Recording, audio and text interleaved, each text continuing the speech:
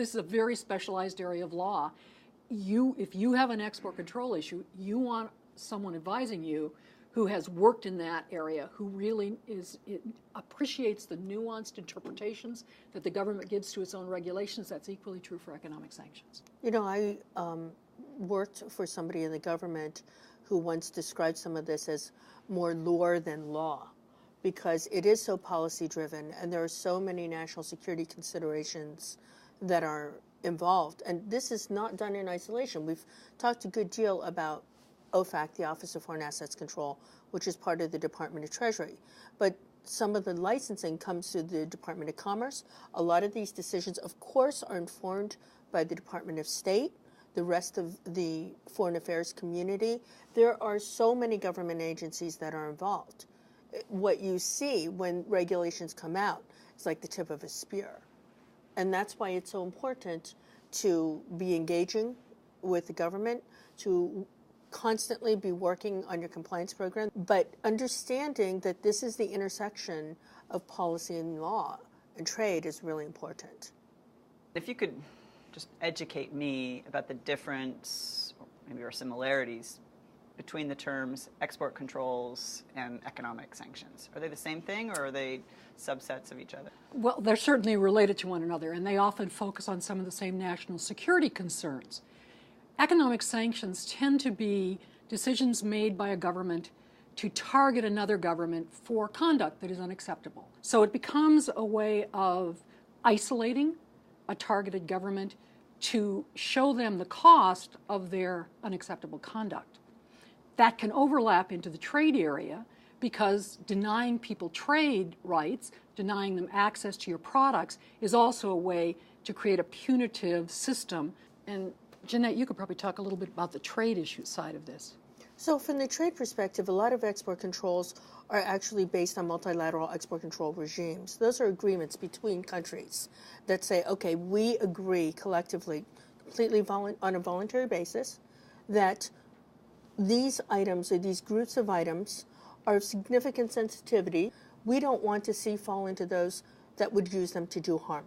The intersection between sanctions and export controls is the foreign policy piece. This is about trying to make a very, very strong statement to the point of changing behavior by the imposition of regulations to restrict trade flows in certain regards. So I think many of my clients understand that they can't have an office, say, in Iran or Syria. I think most companies understand that they shouldn't ship product directly to these countries. But Serena, you touched on something that I think is interesting, which is that it goes beyond just simple direct interactions. Is that right? That's right. And what we see as the Iranian sanctions have expanded. Because remember, in the United States, we've had sanctions against Iran since 1979. But what has happened as the U.S. has ratcheted up those sanctions, as has the UN, and as other countries have also focused on Iran, is those sanctions have become extraterritorial.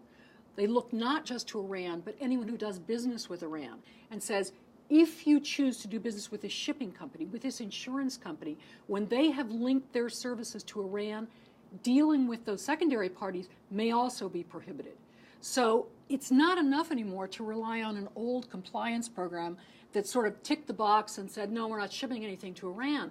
You need to know anyone who is touching your product. Are they involved with Iran? Are you shipping with someone who does business in Iran and calls on Iranian ports? Because those parties may also now be subject to sanctions. Adding to that challenge is the fact that this happens in real time. It's not as if life stops and you say, oh my goodness, we need to sort this out, and we have 6 months to sort it out. You don't have 6 months to sort it out. It is not enough just to check a list or to say, well, we're not dealing with anyone on a restricted party list or prohibited list or whatever.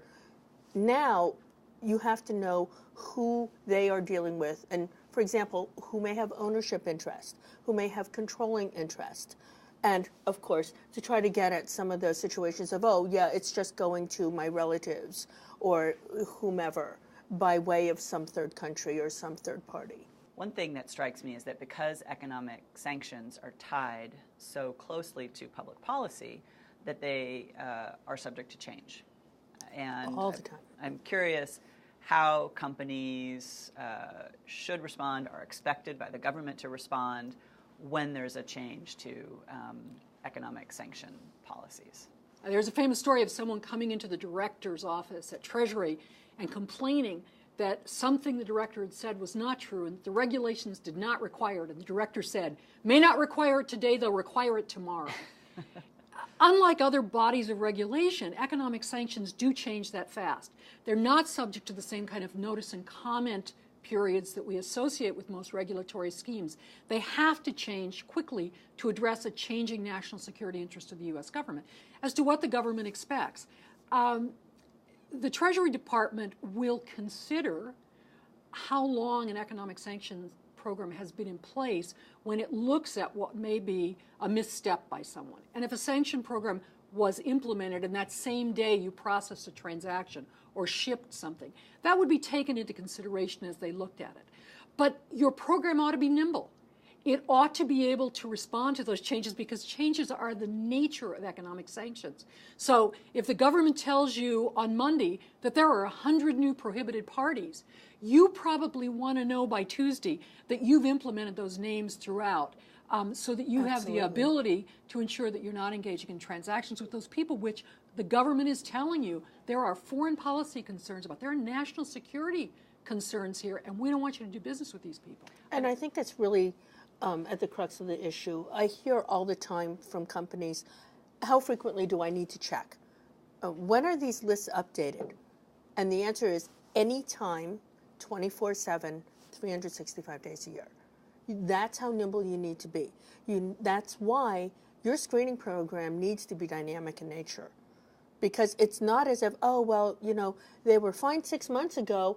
What do you mean we can't deal with them now?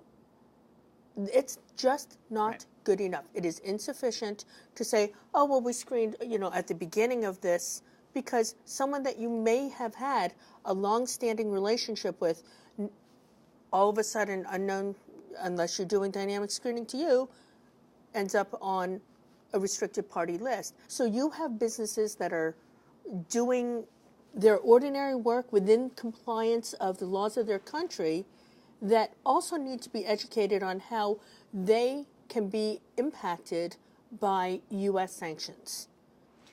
Serena, can you give me an example where there's been a recent and swift change from an economic sanction perspective? Sure, and it's a real live example which a lot of businesses and a lot of financial institutions were sort of caught up with, and that was when new sanctions were imposed against Gaddafi and his family and the Gaddafi-run government.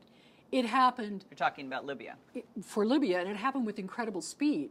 It was on a Friday night. Suddenly we went from no sanctions to immediately full-blown sanctions. And what you have to appreciate is we'd had sanctions in place, remember, for many years against Libya. But those sanctions had been lifted. And when the sanctions were lifted, many U.S. companies and financial institutions had tentatively re-entered the Libyan market. And you can understand why. Libya was an oil-rich country. It wanted to trade, and so people entered into those relationships. And then overnight, all of those transactions suddenly were prohibited. You had incredibly valuable commercial activity, bond offerings that were just frozen immediately. It was just a tremendous jolt to the financial system. You had goods ready to ship, goods at sea on their way to Libya that suddenly had to be stopped because of those sanctions, which were very far-reaching when they were put in place. Now, they were in place for a relatively short time, and once Gaddafi and his family were gone, efforts were made to try and reestablish a relationship with Libya, and those sanctions were lifted. So it was a very short period. It was very dramatic, but it really caused companies to really slam on the brakes, where only hours before they had been being encouraged by their own government to pursue these economic opportunities. And what an interesting test for your systems and your programs. That's right. Right? And going back to this concept of being nimble, an event like that will really test your ability to, in fact, identify where your goods are at any given time. And there was very little warning in the case of Libya. It happened so swiftly. And yet, for the most part, and you certainly heard this from the Treasury Department, U.S. business, U.S. financial institutions were remarkable in their response, how fast they were in making those sanctions be effective.